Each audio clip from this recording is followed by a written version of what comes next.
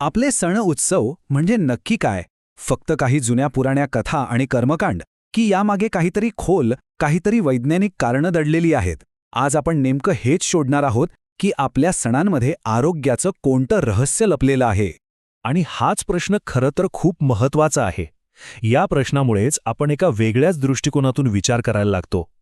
चला तर मग बघूया आपल्या या परंपरांमध्ये आरोग्य आणि विज्ञानाचा पाया किती मजबूत आहे. खरं तर हाच विचार आपल्या आजच्या संपूर्ण चर्चेचा गाभा आहे. बघा, इंटरनॅशनल जर्नल ऑफ आयुर्वेदिक मेडिसिनमधल्या मनीषा दुनघाव यांचं म्हणणं आहे की आपले पूर्वज हे सण केवळ पौराणिक कथांसाठी नाही, तर निसर्गातल्या बदलांशी जुळवून घेण्यासाठी आणि महत्त्वाचं म्हणजे निरोगी राहण्यासाठी साजरे करत होते. तर मग आज आपण काय काय पाहणार आहोत? सगळ्यात आधी आपण आयुर्वेदाचा मूळ सिद्धांत समजून घेऊ. आणि मग याच सिद्धांताच्या आधारावर गुढीपाडवा, पावसाळा आणि हो, दिवाळी यांसारख्या आपल्या ओळखीच्या सणांमागचं आरोग्यशास्त्र उलगडून पाहू. चला तर मग सुरुवात करूया आपल्या पहिल्या भागापासून.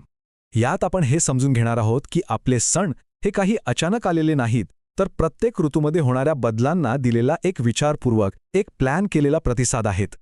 पण मग प्रश्न येतो की या नियोजनाचा आधार काय? कशाच्या बेसिसवर हे ठरवलं गेलं? तर त्याचं उत्तर आहे आयुर्वेद. चला तर बघूया की आयुर्वेदाचं कॅलेंडर आपल्याला याबद्दल काय सांगतं.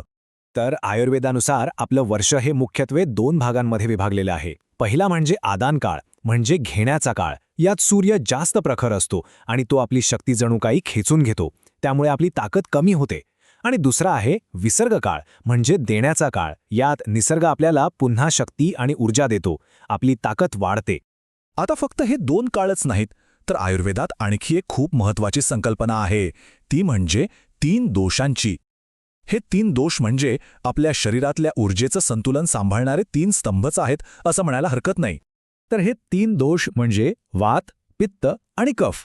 सोप्या भाषेत सांगायचं तर वात म्हणजे शरीरातली हालचाल, पित्त म्हणजे पचनशक्ती आणि कफ म्हणजे स्थिरता.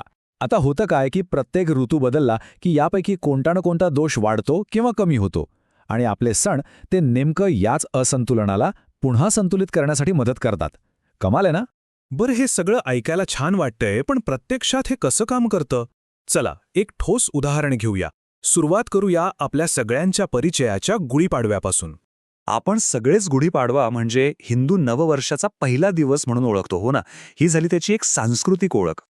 पण थांबा, आयुर्वेदाच्या चष्म्यातून पाहिलं तर या सणाचा एक वेगळाच आरोग्यदायी अर्थ समोर येतो. तो म्हणजे वसंत ऋतूत जो कफदोष वाढतो त्यावरचा हा एक नैसर्गिक उपाय आहे. आता हे कसं ते समजून घेऊ. बघा, हिवाळ्यात आपल्या शरीरात जो कफ साठलेला असतो तो वसंत ऋतूची उष्णता वाढल्यावर वितळायला लागतो, आणि यामुळे काय होतं? सर्दी, खोकला असे आजार डोकंवर काढतात. मग अशावेळी काय करायचं? तर आपल्या परंपरेनुसार आपण कडुनिंब आणि गूळ खातो. ही जी कडुनिंबाची कडू चव आहे ना, ती बरोबर याच वाढलेल्या कफाला शांत करते. म्हणजे बघा किती अचूक नियोजन आहे. ठीक आहे, हे झालं वसंत ऋतूचं. आता थोडं पुढे जाऊया, पावसाळ्याकडे. पावसाळ्यात अनेक जण उपवास करतात, पण मग प्रश्न पडतो की या उपवासाच्या काळात शरीराला ऊर्जा कुठून मिळते? याचं उत्तरही आयुर्वेदात मिळतं. आयुर्वेद सांगतं की पावसाळ्यात त्या दमट आणि ढगाळ हवामानामुळे आपली पचनशक्ती म्हणजे आपला अग्नी तो खूपच मंदावलेला असतो. आणि अशावेळी जेव्हा पचनशक्ती मुळातच कमजोर आहे, तेव्हा नवरात्रीसारख्या उपवासांमध्ये साबुदाणा खाल्ला जातो. पण साबुदाणाच का? दुसरं काही का नाही? याचं उत्तर आहे त्याच्या पौष्टिक मूल्यांमध्ये. इथे बघा, साबुदाणा हा कर्बोदकांनी म्हणजे कार्बोहायड्रेट्सनी अगदी भरलेला असतो. पण गंमत म्हणजे त्यात प्रोटीन्स आणि फॅट्स जवळजवळ 0 आहेत. आणि हेच तर खरं रहस्य आहे. 100 ग्रॅम साबुदाण्यामध्ये तब्बल 88 ग्रॅम कार्बोहायड्रेट्स, म्हणजे हा ऊर्जेचा एक प्रचंड आणि पटकन मिळणारा स्रोत आहे. सगळ्यात महत्त्वाचं, यामुळे आपल्या मंदावलेल्या पचनशक्तीवर अजिबात ताण येत नाही आणि शरीराला गरजेची ऊर्जाही मिळते. चला आता आपल्या शेवटच्या केस स्टडीकडे जाऊया. आपल्या सगळ्यांचा आवडता सण दिवाळी. पाहूया की दिवाळीच्या परंपरा आपल्याला येणाऱ्या हिवाळ्यासाठी कशा तयार करतात. दिवाळी म्हटलं की डोळ्यासमोर येतात दिवे, रोषणाई, वाईटावर चांगल्याच्या विजयाचा हा सण, नाही का? हा झाला त्याचा पारंपरिक अर्थ. पण आयुर्वेदाच्या दृष्टीनं दिवाळीच्या परंपरा म्हणजे फक्त उत्सव नाही, ही आहे हिवाळ्यासाठीची एक हेल्थ चेकलिस्ट, विशेषतः शरीरातल्या वातदोषाला नियंत्रणात ठेवण्यासाठी. तर होतं काय की शरद ऋतू संपतो आणि थंड कोरडा हिवाळा सुरू होतो. या कोरडेपणामुळे आणि थंडीमुळे शरीरातला वात दोष वाढतो. मग सांधे दुखायला लागतात, त्वचा कोरडी पडते आणि यावर उपाय म्हणून आपल्याकडे दिवाळीत अभ्यंग स्नानाची परंपरा आहे. म्हणजे तेल लावून गरम पाण्याने अंघोळ करणे. हा उपाय वाढलेल्या वाताला शांत करण्यासाठी अगदी परफेक्ट आहे. गुढीपाडवा, पावसाळा, दिवाळी या सगळ्या उदाहरणांवरून एक गोष्ट तर नक्कीच लक्षात येते. आपली सण म्हणजे एका मोठ्या, विचारपूर्वक केलेल्या योजनेचा भाग आहेत. चला तर आता हे सगळं एकत्र जोडून बघूया. तर हीच आहे ती प्राचीन आरोग्य योजना. अगदी सोपी आहे. बघा, पहिलं म्हणजे ऋतू बदलतात, त्यामुळे शरीरातल्या दोषांचं संतुलन बिघडतं.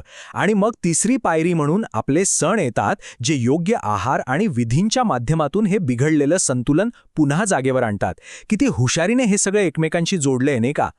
त्यामुळे पुढच्या वेळी कोणताही सण साजरा करताना त्यामागच्या रूढी परंपरांबरोबरच त्या दडलेल्या या आरोग्यदायी विज्ञानाचाही थोडा विचार करून बघा.